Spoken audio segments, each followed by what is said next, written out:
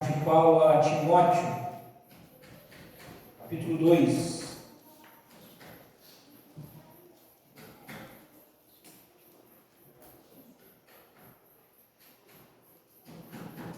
É a carta de Paulo a Timóteo, capítulo 2.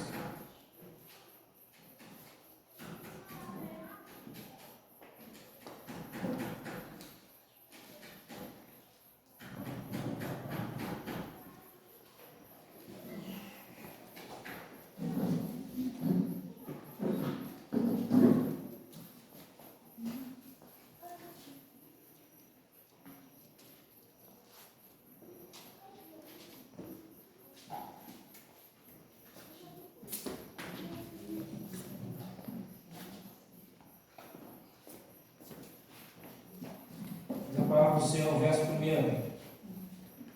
Antes de tudo, peço que se façam súplicas, orações, intercessões e ações de graça em favor de todas as pessoas.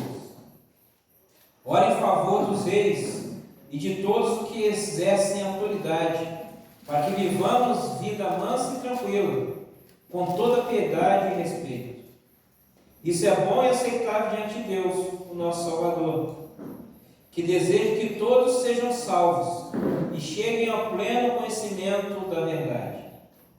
Porque há um só Deus e um só mediador entre Deus e a humanidade, Cristo Jesus, homem, que deu a si mesmo em resgate de todos, testemunho que se deve dar em tempos oportunos. Para isso fui designado pregador e apóstolo.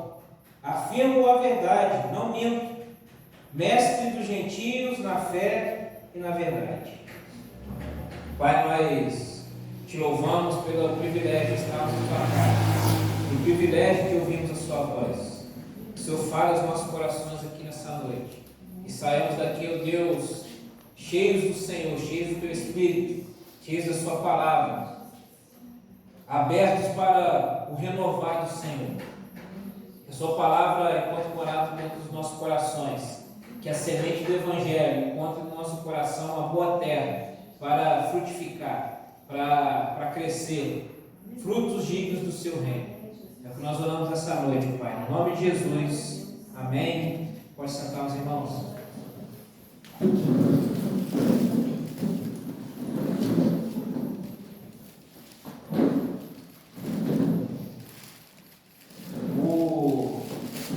O apóstolo Paulo, dentro do seu ofício de apóstolo, ele não era somente um plantador de igrejas. Uma parte do ministério de Paulo foi essa, ser um plantador de igreja. Mas que ele pudesse plantar várias igrejas, para que ele pudesse seguir na missão dele de plantar igrejas, anunciar o evangelho para os gentios, para as nações. Paulo ele precisava treinar pessoas, para que o local onde estabeleceu uma igreja, no momento que ele fosse embora, o evangelho permanecesse. Não adiantava nada Paulo chegar, começar um trabalho, e ali durante um período pessoas virem até Jesus, o evangelho começar a crescer, e Paulo, diante da necessidade ministerial de ir para outro lugar, onde ele estabeleceu, o trabalho se acabar. Paulo, dentro do ofício apostólico, além de abrir igrejas, além de pregar o evangelho, Paulo era um exímio treinador de pessoas. Paulo era um exímio discipulador. E Paulo treinou um jovem chamado Timóteo. Timóteo foi o substituto de Paulo ali no estabelecimento de uma igreja para os gentios. E Paulo, na sua carta a Timóteo, nada mais é do que orientações para o bom funcionamento da igreja, para o bom funcionamento do ministério de Timóteo, aconselhamentos para que aquele jovem Timóteo ele pudesse ter um norte a seguir, e também cartas para balizar o ministério do próprio Timóteo, afirmando para as pessoas que estavam ali duvidando do Timóteo. Paulo escreveu as cartas também para dizer: olha, esse rapaz que quer estar, esse jovem quer estar, Ele é um jovem que é cheio do Espírito Santo. Ele é alguém que foi escolhido por Deus, alguém que foi treinado por mim, alguém que vai continuar essa obra que foi iniciada primeiramente pelo Senhor, depois por mim que levou essa palavra até vocês. E é Ele que vai continuar esse trabalho, é Ele que vai continuar esse andamento da propagação do Evangelho de Deus. E Paulo, nessas instruções para Timóteo, dentro desse texto que nós lemos, no capítulo 2, no início do capítulo 2, Paulo ele coloca um segredo, que é o segredo para todas as nossas atividades, para tudo que nós vamos fazer. O segredo para iniciarmos todas as coisas, que é oração. Não podemos começar nada sem oração. Desde as coisas mais simples às mais complexas. A oração é o ponto de partida para todas as coisas. Muitas das vezes nós recorremos à oração quando as coisas não erradas. A gente começa, faz as coisas do nosso pensamento, vai com toda a empolgação, vai com todo o ímpeto, aí chega no meio do caminho e começa a desandar a coisa, e aí que a gente pensa, nossa, tem que orar para dar certo. Eu tenho que orar para Deus, colocar a mão dele para estabilizar a situação, para corrigir tudo. Quando nós teríamos que ter orado no começo. Quando nós teríamos que ter orado quando veio a ideia. E aí a gente coloca na conta de Deus. Não, Deus, porque o Senhor permitiu isso? Porque o Senhor deixou que tal coisa acontecesse? Você não orou para Deus antes de perguntar? Você não se colocou diante do Senhor para ter uma direção? E aí no momento que dá errado, a culpa é de Deus. Deus não é o culpado de nada. Deus não é o culpado das nossas frustrações. Deus não é o responsável para as nossas varadas na água. Quando nós começamos os nossos projetos debaixo de oração, Deus ali no início ele já vai corrigindo os roteiros. Deus ele já vai corrigindo os esboços. Deus ele já vai direcionando num caminho que é o caminho de triunfo, no caminho da obediência a Ele, no caminho onde Ele é um parceiro desse empreendimento. Eu não tenho mais cabelo, mas eu arrancava meus cabelos quando eu ouvia alguém falando acerca de algum projeto, dentro do reino de Deus, dentro de igreja e tal, e chegava, pessoas falavam assim, mas Deus permitiu abrir, mas agora Ele está permitindo fechar. Mas como assim? Vamos abrir uma igreja em tal lugar, aí vai aquela festa toda, a gente abre a igreja, abre ponto missionário, ponto pregação, seja o que for. Começa o trabalho, aí o negócio não anda. Mas Deus deu direção para fechar. Mas como assim? O interesse de Deus é que a obra dele prospere, que o reino de Deus avance. Como que ele dá uma ordem para começar e depois dá uma ordem para fechar? Tem uma igreja, uma das igrejas nossas, um tempo atrás, alguns anos atrás, abriu sua congregação no bairro. E durante um período ali, 2 anos, se teve aquela congregação. Depois a congregação fechou. E ali a justificativa foi que Deus tinha um plano para aquele bairro naquele período, aquele tempo. E depois que se cumpriu o período, se fechou. E aquilo para mim não batia, não faz sentido. É uma peça que não encaixa no quebra-cabeça. E depois de um tempo eu fui saber que aquela congregação ela foi aberta debaixo de desobediência. Foi uma congregação que foi aberta debaixo de insubordinação. Uma congregação que foi aberta simplesmente para afagar a ego de certas pessoas. Deus não estava no negócio. Você pergunta a Deus, Deus ele permite. Deus ele permite essas situações. Deus ele permite essas circunstâncias para que depois que o negócio não ande, as pessoas se lembrem que temos que começar as coisas em oração no princípio. Se tivesse recorrido ao seu Senhor, era a sua vontade, Senhor, o Senhor está no empreendimento, é fazer a oração que Moisés fez. Eu não vou em nenhum lugar, eu não dou um passo se a sua presença não for comigo. Eu não vou fazer nada se o Senhor não estiver aprovando, se não tiver a chancela do Senhor. Levando tudo ao nosso Deus em oração. E aí, Paulo ele continua dizendo a Timóteo: olha, você vai começar tudo orando, em súplica, em ação de graça, em intercessão, em favor de todas as pessoas. E aí é uma parte, até certo ponto, fácil. Que a gente gosta de orar por nós. A gente gosta de orar pela nossa família. A gente gosta de orar pelos nossos amigos. A gente gosta assim de orar genericamente. Está falando aqui em favor de todas as pessoas. Então você fala, Deus abençoe geral. Obedeci. Estou orando por todas as pessoas. Só que aí me vem uma coisa específica. Ora em favor dos reis e de todos os que exercem autoridade, para que vivamos vida mansa e tranquila, com toda piedade e respeito. É aqui o calo já aperta. E quando o rei e o governante não é aquele que eu votei, não é aquele que eu gosto. E quando a autoridade, o líder, é alguém que não bateu. Como diz a expressão, o meu santo não bateu. Estou aqui dentro do ministério, agora uma troca no ministério aqui, o líder agora é fulano de tal. Pô, mas eu gostava tanto do outro, por que trocou com esse aí? Pô, não deu liga esse aqui não, pô, vou orar para ele não. Quem sabe eu não orando, as coisas não dão certo, ele cai, e aí volta o que eu gosto.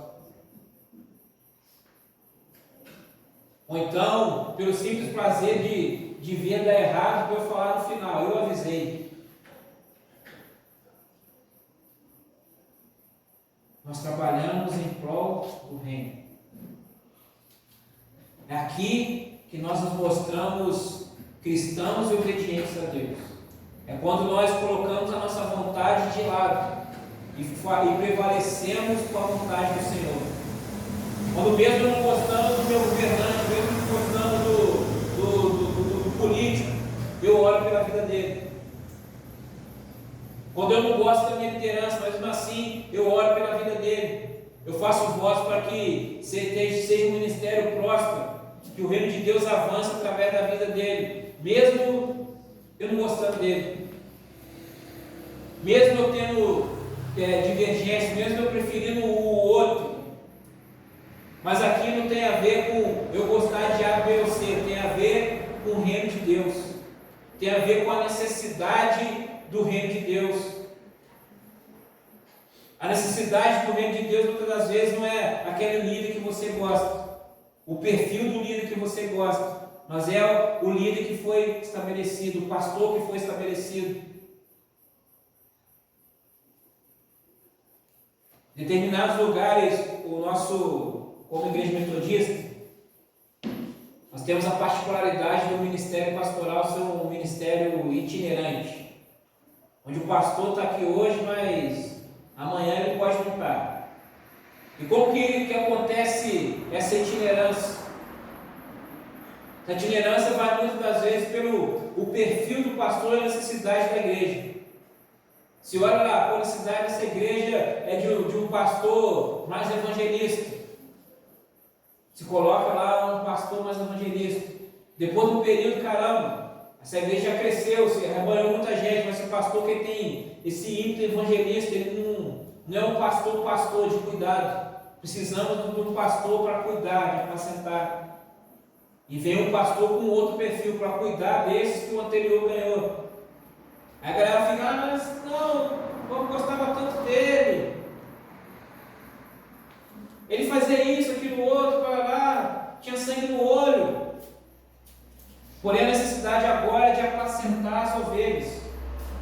estabelecer uma base para no futuro próximo, depois de estabelecer essa base, de novo ir com sangue nos olhos, faca na boca e vamos bombar outra vez. É entender as necessidades, as fases, em todo o tempo, orando em favor da prosperidade, em favor do andamento do reino de Deus, em favor do andamento do trabalho da igreja, em favor das vidas. É por isso que no versículo anterior ele fala orando por todos. Para nós malandramente não fazemos esse todos genericamente. Aí ele fala especificamente, olha, ora até para aqueles que você não vai nunca cara. É relembrando o Sermão da Montanha, onde o próprio Jesus fala, orai por aqueles que vos perseguem. Abençoe aqueles que te amaldiçoam. E aí, não tem como eu não lembrar disso. Está lá os falsos profetas desse tempo. E aí o falso profeta do momento se chama Pastor Tupirani, que depois dele amaldiçoar o Rio de Janeiro, ele ganhou projeção, fama, está geral aí, levando ele para podcasts, etc, etc. E aí, num podcast desse que ele foi aí, o cara questionou, mas esse negócio aí de amaldiçoar, tá certo isso aí? Ele fala, não, isso foi o Espírito Santo que falou, o Espírito Santo que me inspirou, o Espírito Santo que me deu a direção, eu só fiquei esperando o momento certo de acontecer. E aí, no momento do culto, o Espírito Santo falou, é agora, eu fui lá e amaldiçoei. E aí, mas a gente vem para a palavra. E a palavra não fala para nós amaldiçoarmos ninguém, mas fala para nós abençoarmos. E a galera fica, é isso aí! É! Não é evangelho. Não são as orientações do apóstolo Paulo, não são as orientações do próprio Cristo. E Paulo continua, verso 3. Isso é bom e aceitável diante de Deus, o nosso Salvador, que deseja que todos sejam salvos e cheguem ao pleno conhecimento da verdade. Aqui está a informação central. Qual que é o desejo do Senhor? Que todos sejam salvos. Deus não tem prazer na condenação de ninguém. Deus não tem prazer em parte da humanidade escorregar o tobogã e ser condenado para o inferno. O desejo de Deus é que todos sejam salvos.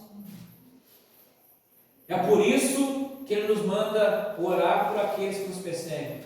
É por isso que Ele manda nós abençoarmos aqueles que nos amaldiçoam. Porque Ele quer que todos cheguem ao pleno conhecimento da verdade. Ele deseja que os olhos de todos se abram.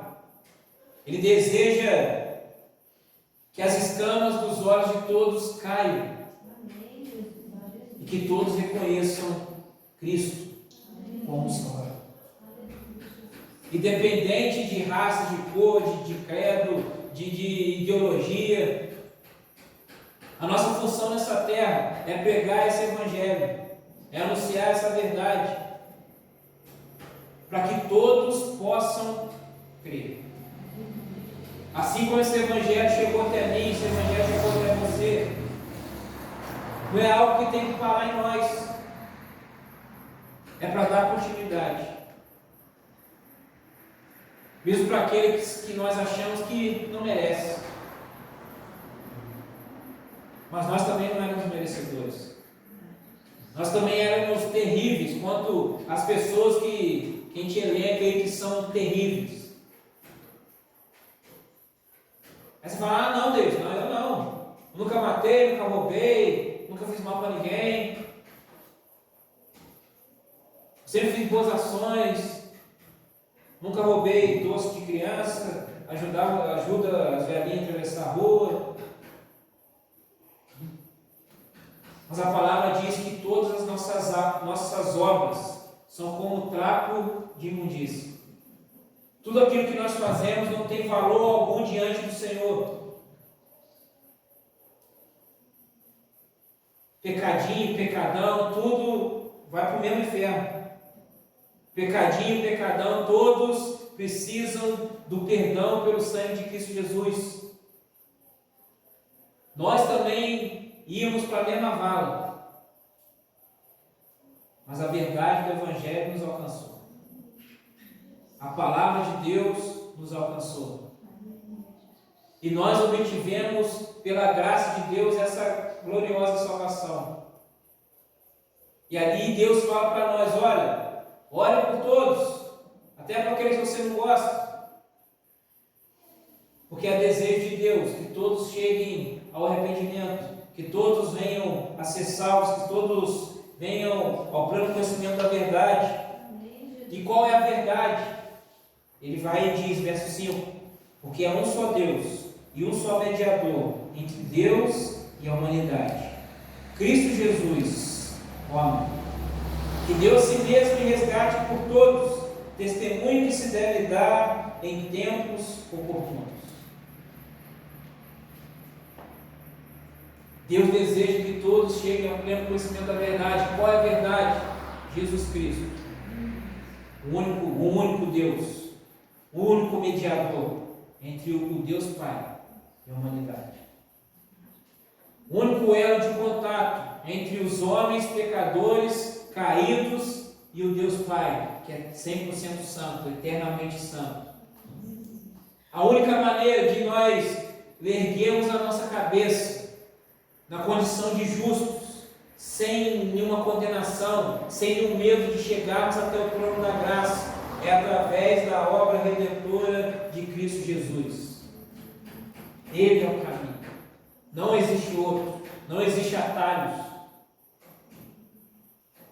Eu estava subindo para cá, de vez em quando me bate um saudosismo.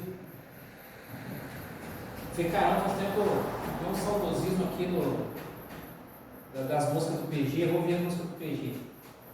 Eu subindo aqui e estava ouvindo lá a canção, aí eu vou passar pela cruz. E uma parte da canção ela fala: não quero ir por atalhos, quero seguir o caminho que tu preparaste para mim. Que caminho que é esse? O caminho da cruz, sem atalhos, que não existe.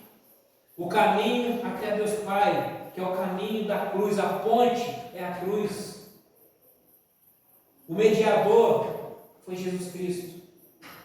E aí a humanidade cria ídolos para si, corredentores para si. Às vezes pensa, não, Jesus está muito ocupado. Vamos pedir aqui para esse corredentor aqui, que ele recebe aqui as nossas demandas aqui, e ele, como ele tem um bom relacionamento com Jesus, ele faz essa ponte para a gente lá também. Negativo.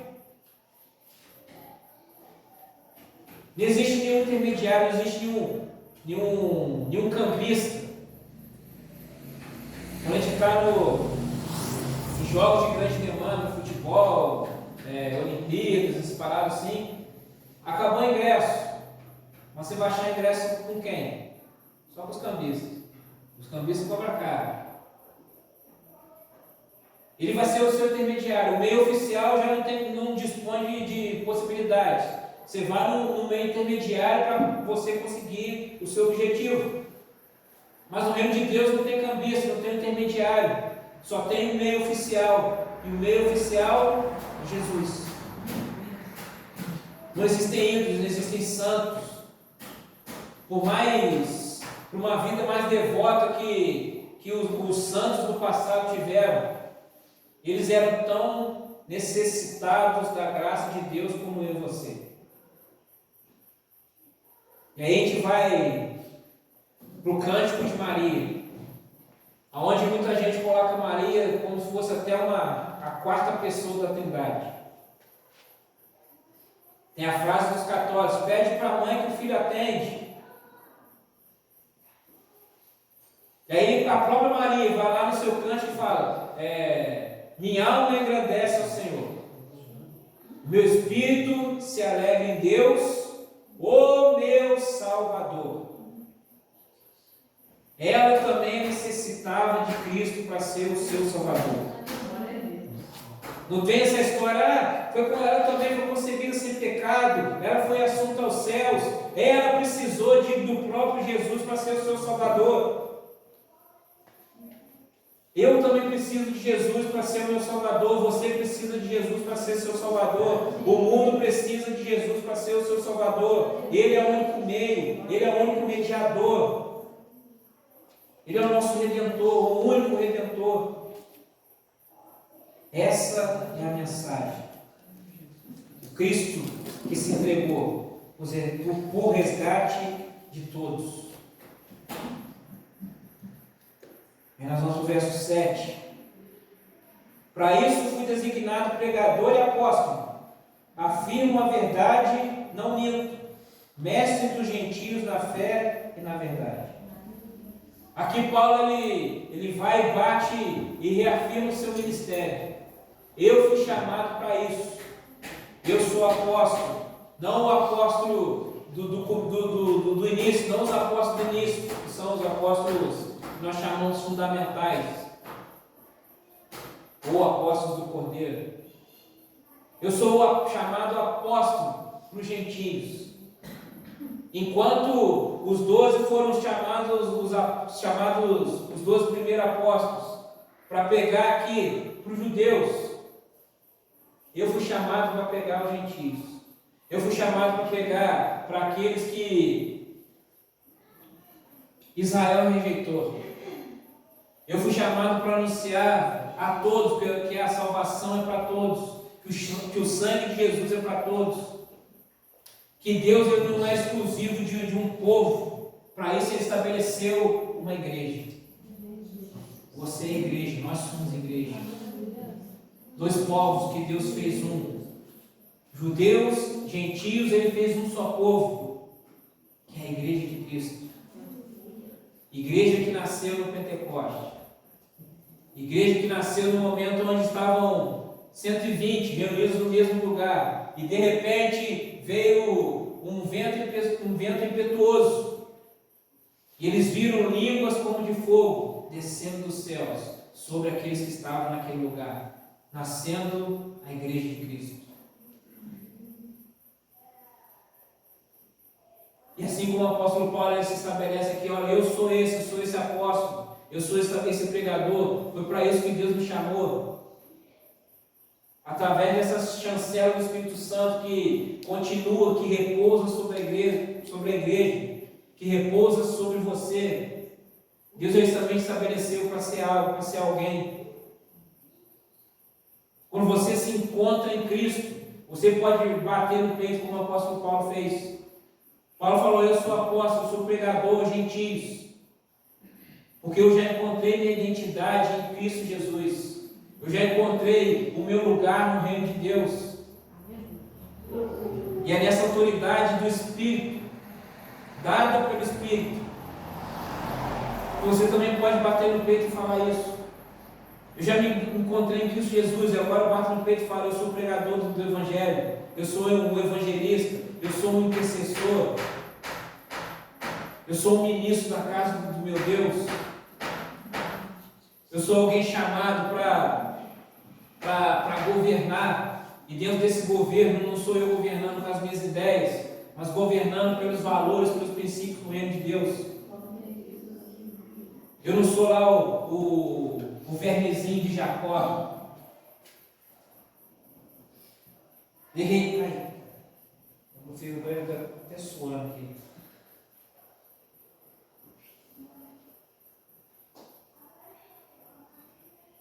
É que eu tenho que beber aqui, tenho que medir as palavras.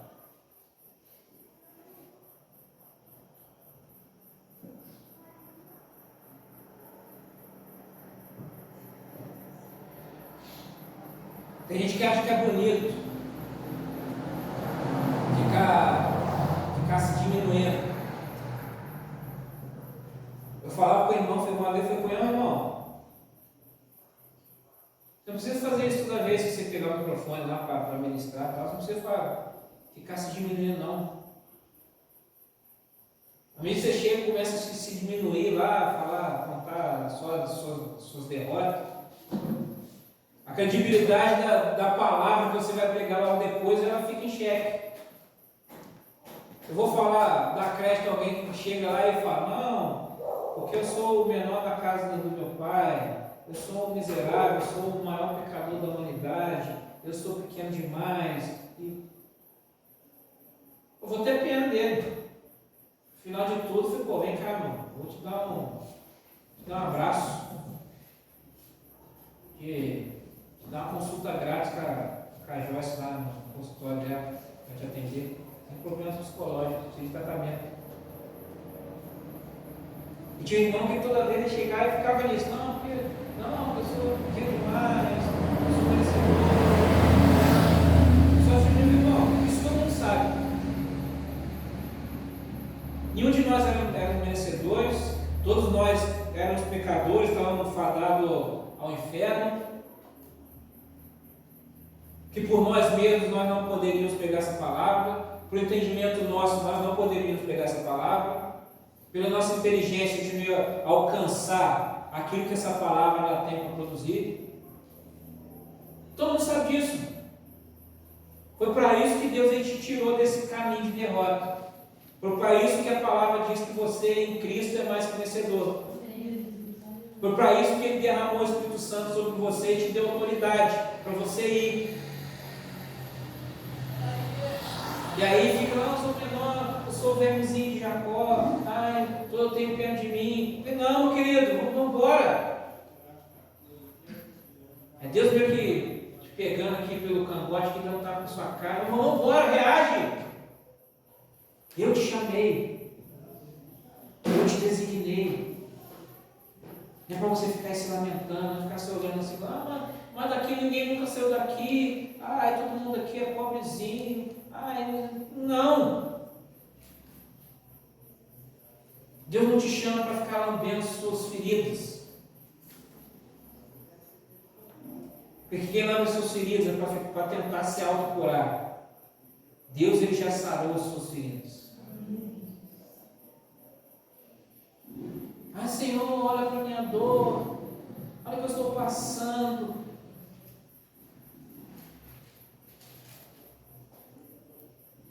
Deus já te deu toda a ferramenta para você romper, para você sair desse ciclo. Deus já te deu as respostas. Deus já te deu a instrução a ser feita.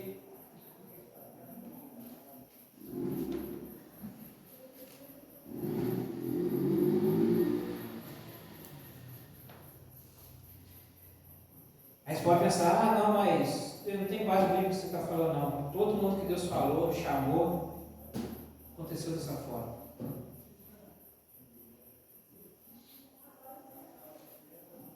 Vamos lá, Jeremias.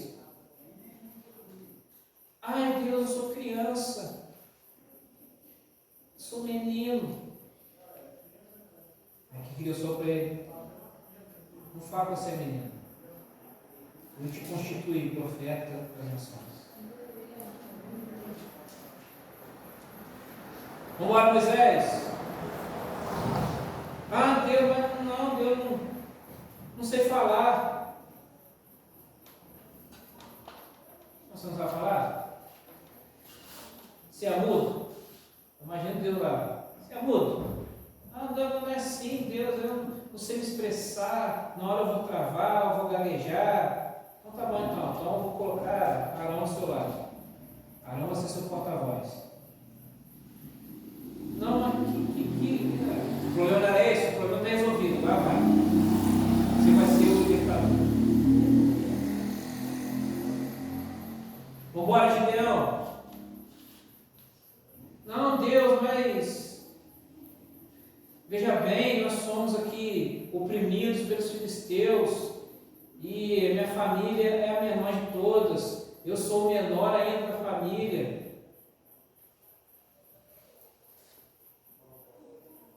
Não trabalhamos com desculpas. Bora.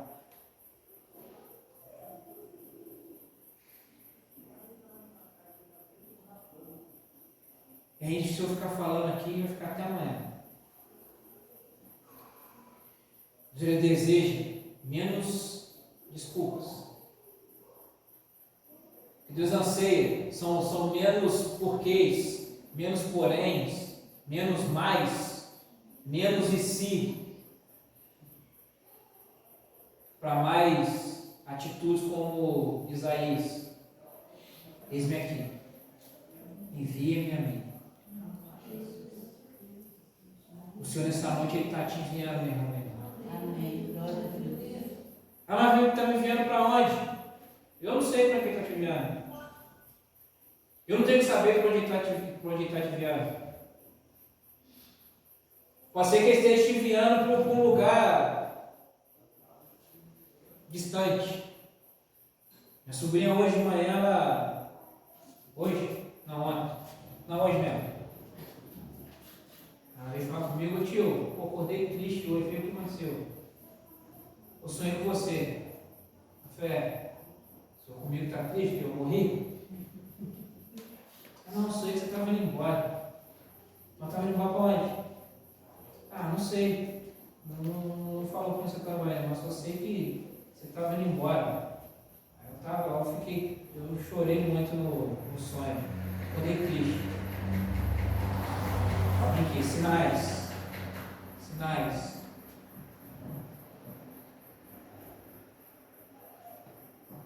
Onde Deus vai me levar? Não sei. Só sei que Deus está me enviando. Deus já me enviou. Deus está te enviando. Às vezes o seu envio é para o outro lado da rua. Às vezes o seu envio é para dentro da sua casa mesmo. Às vezes o seu envio é só ali para o seu local de trabalho. Às vezes o seu envio para a cidade do lado, na casa do seu parente. Às vezes o seu envio é ficar sentado na sua mesa e ser enviado através da internet, das redes sociais. Esses tempos aí, a Igreja Católica canonizou aí o primeiro santo milênio. Aí estava lá a imagem do menininho lá com a mochilinha nas costas. Que é esse menino, gente? Eu fui lá ver quem que era o menino lá. O menino ele era influencer, gamer lá, sei lá, uma coisa assim que ele era. Eu vi, gente, mas que milagre que ele fez, mano? Ensinou o macete do tigre. Você não quer arrumar lá e falar, não, ele tem a prova dos milagres aqui, ó, o santo aí, o santo do século XXI. O desejo, para que isso? Para rebanhar essa geração nova, tudo tem uma estratégia. Rebanhar essa geração de agora. Mas Deus ele gosta de te enviar da sua cadeira game.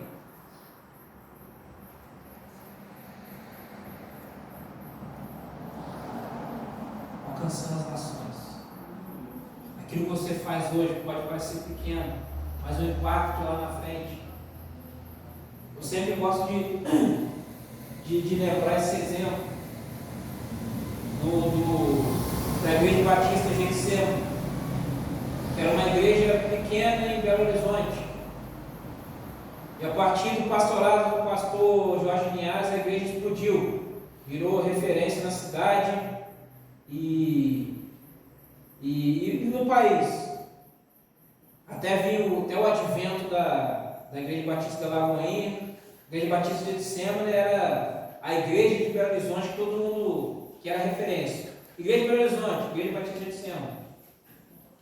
E tinha o testemunho de um senhorzinho velhinho, que durante anos ele não conseguia entrar na igreja, porque ele só chorava.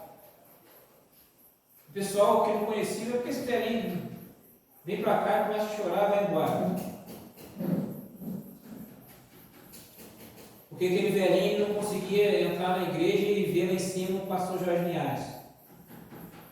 Porque foi ele que pregou o evangelho para o pastor Jorge Linhares quando ele tinha 8 anos de idade. E o pastor Jorge Linhares aceitou Jesus com 8 anos de idade. Ninguém deu crédito. Ah, criança, vamos ver aqui. Ninguém deu ideia. Mas aquele velhinho, na época não era velhinho, deu crédito. Aquele velhinho discipulou o pastor Jorge Linhares, deu os primeiros passos. E quando ele chegava, olhava aquela igreja daquele tamanho, mais de 2.000 pessoas na igreja, o pastor Jorge Linhares no púlpito pregando, aquele velhinho só chorava. Porque ele só não se achava digno de ter sido usado por Deus para ganhar a vida de um menino de 8 anos que ia construir um ministério daquele tamanho. Para ele parecia coisa, para as pessoas parecia coisa boba, uma criança de 8 anos, não vai, você nem conta. Mas olha que aquele menino de 8 anos se tornou. Olha quantas vidas foram impactadas pela vida daquele menino de 8 anos.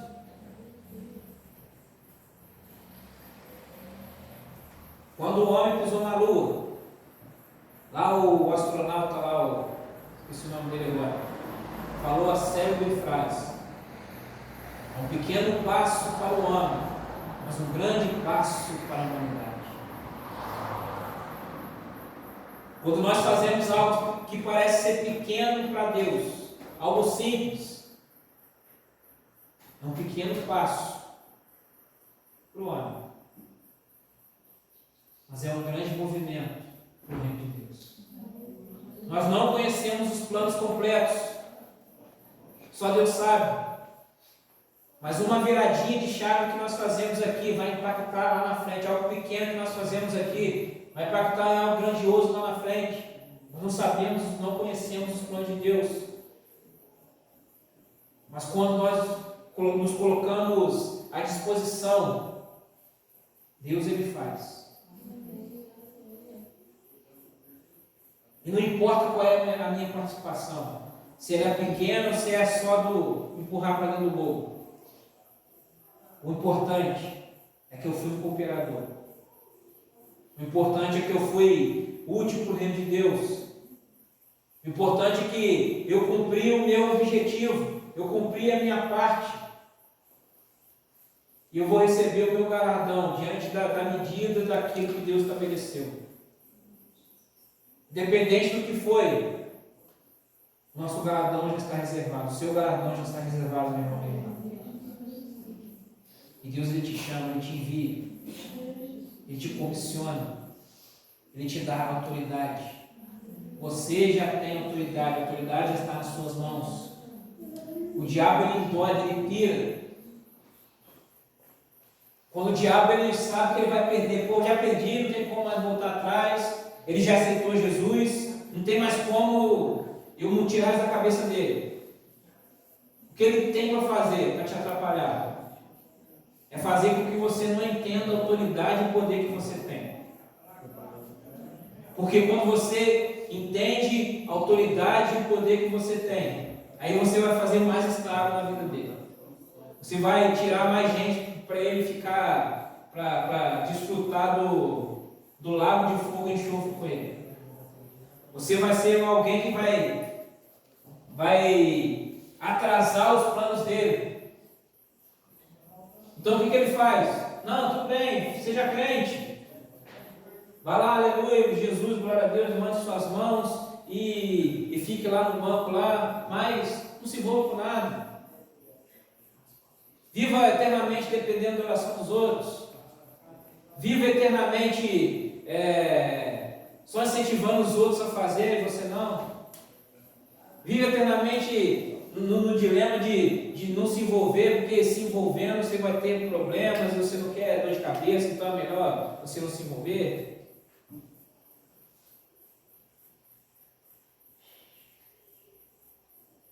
Porque quando você entende o poder que você tem, a autoridade que você tem, você não perde tempo com essas pequenas coisas. Você não perde tempo, não vou lá, não, vai ter muito problema, não, deixa para lá. Não, vai dar dor de cabeça, não, deixa para lá. Nossa, aqui eu vou me cansar muito com isso, não, deixa para lá. A salvação, ela é de graça. Vou terminar com isso. A salvação é de graça.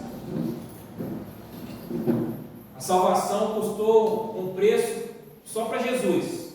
Para nós, a salvação ela veio de graça. Mas o discipulado de alguém custa tudo que nós temos.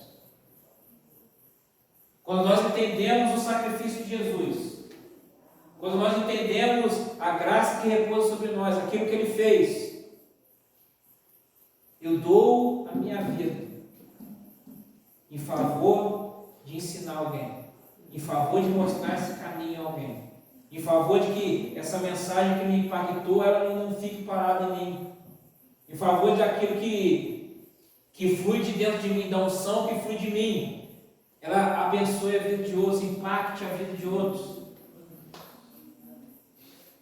O reino de Deus, ele avança. O reino de Deus, ele prospera. E o nome do Senhor é glorificado. Você foi chamado para algo. Você não foi chamado para ficar daqui a 20 anos. Está eu aqui, com menos cabelos ainda. Você sentado no seu velho e querido banco, esse velho e querido banco. Porque a praça é nossa. Daqui a 20 anos, não sei nem se Jesus já voltou, não sei nem se eu vou estar aqui, mas uma certeza eu quero ter, que você não vai estar aqui fazendo na mesma atividade. Você não vai estar aqui simplesmente ouvindo o próximo que vai estar pregando. Você não vai estar aqui pedindo oração para o próximo pastor que vai se estabelecer. Você vai estar num outro patamar. Você vai estar numa outra atividade. Você já vai ter frutos por reino de Deus. Você não vai estar sofrendo das mesmas coisas.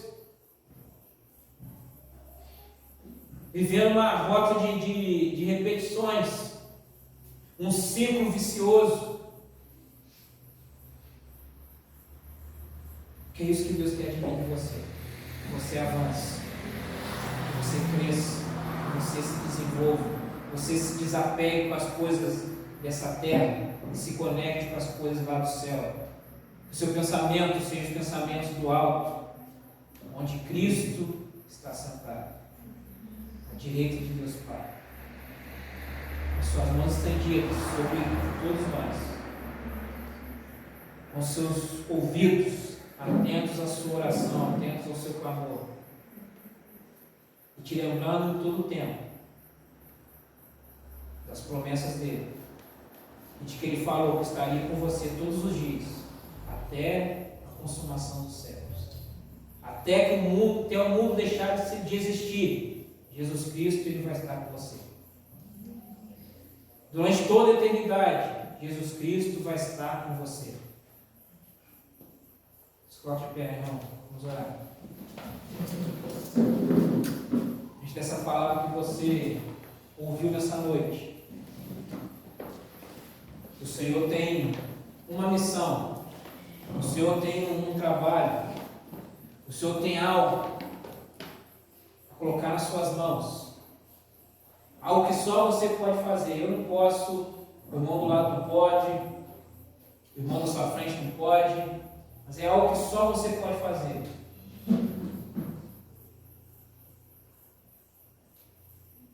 Coragem, disposição, levantar as suas mãos e dizer: eis-me aqui, o Senhor, estou disponível. O Senhor conta com aqueles que estão disponíveis. O Senhor conta com aqueles que, mesmo sabendo das suas limitações, sabe que pela ação do Espírito Santo, Ele nos qualifica, Ele nos capacita. Ele coloca as palavras na nossa boca, Ele nos dá as habilidades. Ele que adestra as nossas mãos para a peleja, prepara nossos dedos para a guerra. Ele só aponta com aqueles que estão disponíveis. Aqueles que têm a coragem de dizer: Senhor, eis-me aqui.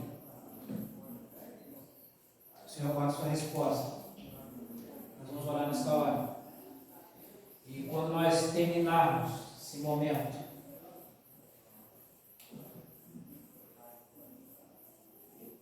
Você não vai para sua casa com o pensamento de ver os gols do Fantástico. Você não vai para sua casa para saber do Big Brother. Você não, o que aconteceu? Você nem o que passa hoje. Você tem paredão, prova aqui, sei lá o que tem. Não interessa. O seu desejo quando você chegar na sua casa, seja prostrar os seus joelhos, dobrar os seus joelhos, nós dizemos, se prostrar ao Senhor e perguntar: Senhor, aquele maluco de Deus falou um monte de coisa lá, falou que o Senhor tem umas paradas para mim, mas o que o Senhor tem para mim? Qual a resposta do Senhor para minha vida? Continua ministrando no meu coração. Quando Jesus falou para Nicodemos que Deus ele estava procurando aqueles que o adorem em espírito e em verdade,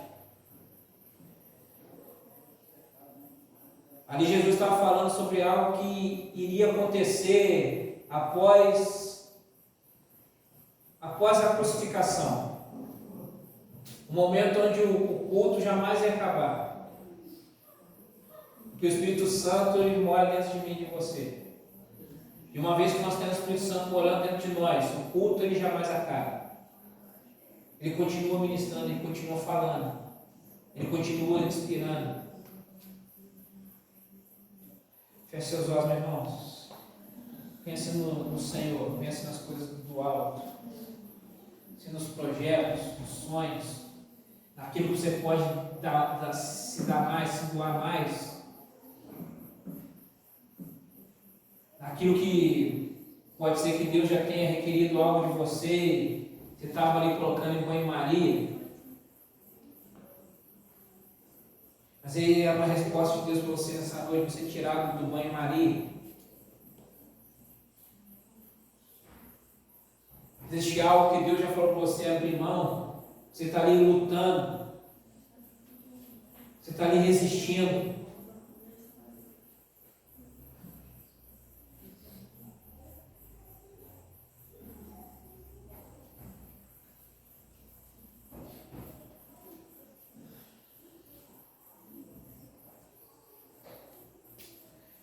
Damos graças a Deus pela sua palavra, pela sua inspiração, pelo seu agir nas nossas vidas, pela sua manifestação no meio da igreja,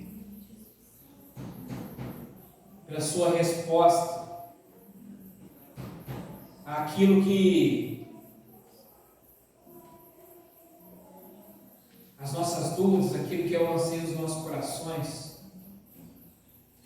Eu oro nessa noite, Deus Santo, para que a sua igreja não viva um ciclo vicioso de repetições, uma eterna dependência de ser ensinado, uma eterna dependência, ó Deus, de ser carregado pelas mãos.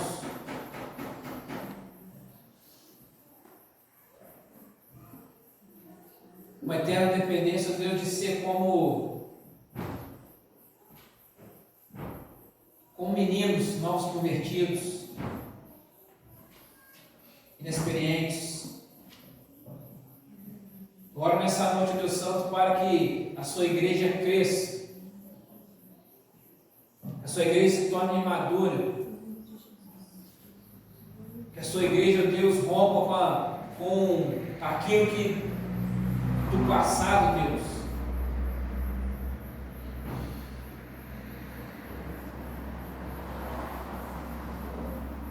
Que cresçamos na fé.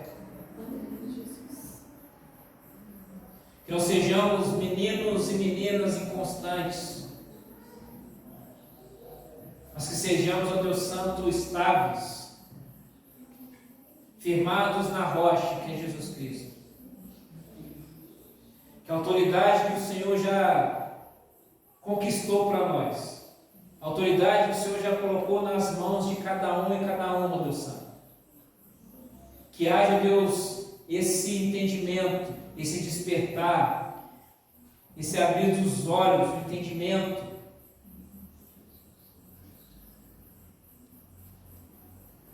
para que façamos prodígios e proezas, conforme diz Daniel. Um povo que conhece o seu Deus será forte e ativo. Nós reconheçamos essa força que vem do Senhor, que habita em nós. E sejamos ativos, não aguardemos, mas avancemos, porque as portas do inferno, elas não vão prevalecer contra a igreja de Cristo Jesus. Nós abençoamos seus filhos e filhas aqui nessa noite. O Senhor cuide, ó Pai, de cada um, de cada lar, de cada familiar. Eu clamo a Deus Santo para o seu bálsamo curador, Deus Santo, sobre os enfermos, sobre a vida do Pedro, Deus Santo, que nós temos clamado durante todo esse tempo. Nós já vemos a sua boa mão, nós já vemos o teu agir, nós já vemos ali, Deus Santo, o seu nome, Deus, sendo exaltado e glorificado. Sobre a vida, Deus, do nosso irmão Roberto, Deus, com aquelas dores na coluna, dores no seu interior, Pai, nós clamamos ao Deus Santo pelo Jeová Rafá, que ministra sua cura sobre a vida do seu filho. Sobre outros, ó Deus, que nós, no momento não sabemos, mas que também estão enfermos, ó Deus Santo, nós clamamos por essa mesma cura, por essa ação do Espírito Santo. Esse mesmo Espírito que age na vida do seu povo, que age na vida do seu filho. Esse mesmo Espírito convence o homem do pecado, da justiça e do juízo, que nos dá a segurança de prosseguirmos, que nos dá a força para prosseguirmos. Nós abençoamos a vida dos seus filhos e filhas aqui nessa noite. O Senhor nos leve aos nossos lares, sob a sua proteção, sob o seu cuidado, sob a sua inspiração, e que nós retornemos na próxima oportunidade, Pai, para exaltarmos o Teu nome, bendizermos o Teu nome, fazermos o Teu nome conhecido, para que o Seu nome seja mais uma vez glorificado através de nós. É para o Teu louvor e glória que nós oramos, Pai. Em nome de Jesus, amém. Louvado seja Deus. Te abençoe, irmão e irmã. A paz de Cristo, e até quinta.